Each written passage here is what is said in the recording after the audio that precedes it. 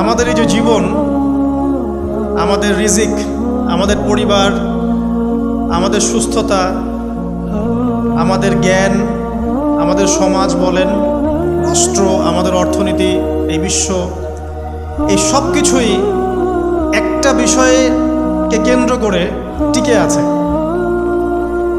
শুধুমাত্র একটা বিষয়ের সাথে এই পুরো মহাবিশ্ব সম্পর্কিত। আমাদের জীবনের প্রতিটা বিষয় শুধুমাত্র এবং শুধুমাত্র আল্লাহ পাকের রহমতের উপর টিকে আছে।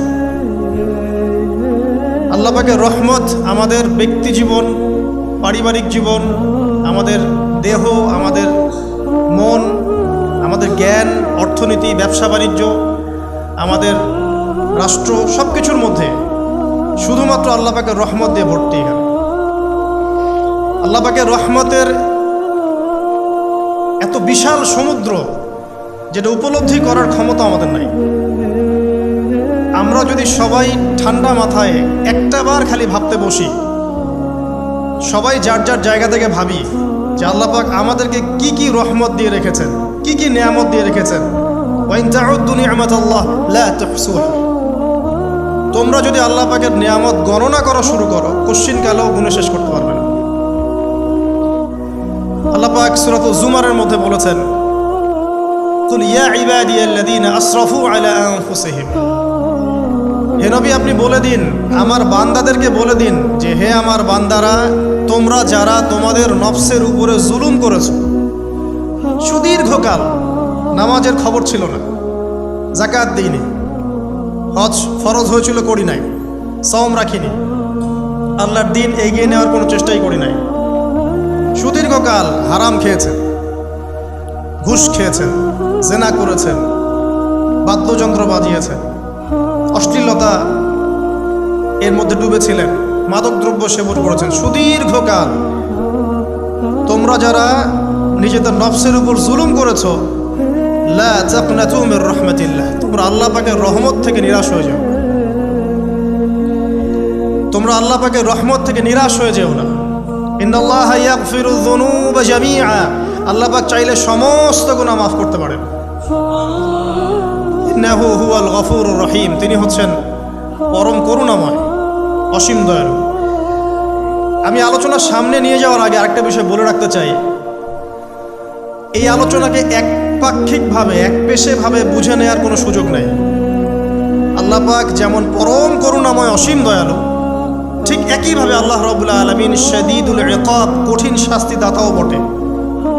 এই দুটো বিষয় মাথায় রেখেই আল্লাহর রহমতের আশাও করতে হবে এবং আল্লাহ পাকের গজবের ভয়ও করতে হবে। এর মাঝখানেই হচ্ছে ঈমান। এই জায়গা থেকে আলোচনা বুঝতে হবে। আল্লাহ পাক তৌফিক এনায়েত করুন, আমিন। আমাদেরকে আল্লাহ রাব্বুল আলামিন তার রহমত থেকে নিরাশ হতে বারণ করছেন। যে যত পাপ করেছে জীবনে, যদি একটা বার কেউ যদি আল্লাহ পাককে মন থেকে ডাকে, চোখ দিয়ে ঝরঝর করে পানি পড়ে, আল্লাহ পাককে বলে, সেজদায় গিয়ে পড়ে আল্লাহকে বলে, রব্বিক ফিরলি, আল্লাহ আমাকে মাফ করে দাও, তার মনের মধ্যে যদি সততা থাকে, মন থেকে যদি সেই কথাটা বলে থাকে, আল্লাহ পাক শুধু তাকে ক্ষমাই করবেন না, তার সমস্ত গুনাহগুলোকে আল্লাহ নেকি দিয়ে পরিবর্তন করে দেবেন। একটা হাদিস পড়ছিলাম, নবী করিম সাল্লাল্লাহু আলাইহি ওয়াসাল্লাম তিনি বলছেন যে লাম্মা কাদাল্লাহুল খালক, যখন আল্লাহ রাব্বুল আলামিন এই মহাবিশ্ব সৃষ্টি করেন, তখন আল্লাহ রাব্বুল আলামিন কাতাবা কিতাবান, একটা কিতাব লিখেছেন। একটা কিতাব আছে আল্লাহর কাছে, কাতাবা কিতাবান ফাহুয়া ইনদাহু ফাওকাল আরশ, যেই কিতাবটা আল্লাহর নিজের কাছে আছে, আরশের উপরে। সেখানে আল্লাহ পাক লিখে রেখেছেন, কি লিখেছেন? ইন্না রাহমাতি সাবাকাত গদাবি। প্রতিটা ক্ষেত্রেই আমার রহমত, আমার দয়া, আমার করুণা আমার গজবকে পরাজিত করেছে। মানে আল্লাহ রাব্বুল আলামিনের গজব, এর উপরে আল্লাহ পাকের রহমত অবস্থান করছে। জীবনের কোনো ক্ষেত্রে হতাশ হওয়ার কোনো সুযোগ নাই। আজকে পারিবারিক ভাঙন বলেন, ব্যক্তি পর্যায়ের আত্মিক ধ্বংসই বলেন, সমাজের বিপর্যয় বলেন, যাই বলেন, পিছনে একটা বড় কারণ আছে। সেটা হলো আল্লাহ থেকে দূরে থাকা মানুষ, আল্লাহ থেকে হতাশ হয়ে যাওয়া। আর এই কাজটা শয়তান করিয়েছে মানুষকে আল্লাহ থেকে দূরে সরানোর জন্য। কিন্তু আল্লাহ রাব্বুল আলামিনের কাছে কেউ যদি যেতে চায়, মন থেকে যদি আল্লাহকে একটাবারও ডাকে, আল্লাহ পাক এক ডাকের মাধ্যমেও তার গুনাহ মাফ করতে পারে। দুজন ব্যক্তির ঘটনা পড়লাম। একজন ব্যক্তি প্রচণ্ড রকম আবেদ, প্রচুর ইবাদত করে। আপনারা জানেন ইবলিসও কিন্তু আবেদ ছিল, ইবলিস কিন্তু প্রচুর ইবাদত করেছে। এখন ওই ব্যক্তির একজন বন্ধু ছিল, এটা বানু ইসরাইলের ঘটনা। তো সেই বন্ধু পাপী ছিল, বিভিন্ন কবিরা গুনাহ করত। আর এই আবেদ ব্যক্তি বারবার তাকে নসিহত করত, গুনাহ ছেড়ে দাও, তুমি পাপ করছো, গুনাহ ছেড়ে দাও। তখন সেই ব্যক্তি যে পাপ করছে সে বলতো যে আল্লাহ কি তোমাকে আমার রক্ষক বানিয়েছেন? আল্লাহ কি তোমাকে আমার উপর দারোগা বানিয়েছেন? আমাকে আল্লাহর হাতে ছেড়ে দাও, আমাকে নসিহত করতে শোনা। একদিন এই আবেদ ব্যক্তি তার বন্ধুকে একটা জঘন্য পাপ করতে দেখলো, এমন একটা পাপ যেটা দেখে তার মনে ধারণা আসলো এটা চরম জঘন্য একটা কাজ। তখন সে মুখ ফসকে বলে ফেলল যে আল্লাহ তোকে আর মাফ করবে না, আল্লাহ তোকে জান্নাত দিবে না। আল্লাহ রাব্বুল আলামিন মালাকুল মউতকে এই দুজনের কাছে পাঠালেন, দুজনের রূহকে কবজ করা হলো। এবার আল্লাহ পাক তার সামনে তাদেরকে উপস্থাপন করে বললেন যে তোমাকে আমার রহমত সম্পর্কে কে গ্যারান্টি দিয়েছে যে আমি কাউকে রহমত করব কি করব না? যাও, আমি তোমাকে জাহান্নামে পাঠালাম, ওই ব্যক্তি যে আমার রহমত প্রত্যাশা করেছে আমি তাকে জান্নাত দিয়ে দিলাম। দেখুন, এই হাদিসটা শুনলে মনে হয় বাহ্যিক হয়তো বা মুখের একটা কথার কারণেই সে জাহান্নামে চলে গেল। আসলে বিষয়টা এমন নয়। বিষয়টা আমি আপনাকে বোঝাচ্ছি। বিষয়টা হচ্ছে ইবলিসের মতো। ইবলিস কিন্তু শুধু মন থেকেই বলেনি যে খলাকতানি মিন নার ওয়া খলাকতাহু মিন তিন, আমি কেন তাকে সিজদা করব আদমকে? আদম তো মাটির তৈরি আর আমি তো আগুনের তৈরি। এটা ইবলিসের শুধু মৌখিক স্টেটমেন্ট ছিল না, কারণ কি ছিল? আবা ওয়াস্তাকবারা, সে উদ্ধত হয়েছিল, অহংকার প্রদর্শন করেছিল। ভিতর থেকে ইন্টারনালি সে অহংকারী ছিল, সে আন্ডার এস্টিমেট করে কথাটা বলেছে, শুধু মৌখিকভাবে বলে নাই। কিন্তু ঠিক এই ব্যক্তির ঘটনা এমনই, সে মন থেকে অহংকারী হয়ে উঠেছিল, যদিও বা সে আবেদ ছিল।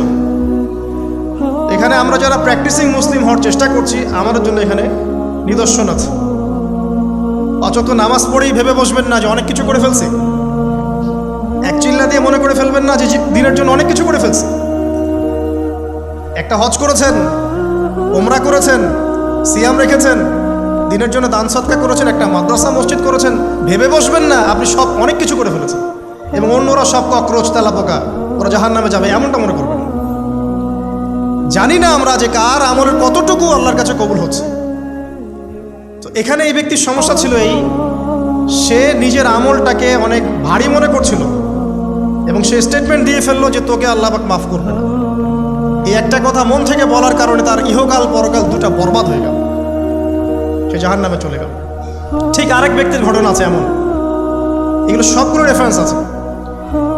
এক ব্যক্তি প্রচুর ইবাদত করত, আল্লাহ পাক তার ইবাদত করার জন্যে পাহাড়ের চূড়ায় একটা সুন্দর ব্যবস্থাও করে দিয়েছিলেন। সেখানে ডালিম গাছ হতো, ঝর্ণা আসতো, খাবারের কোনো অভাব নাই। হাদিস এসেছে 500 বছর সে ইবাদত করেছে। কত বছর?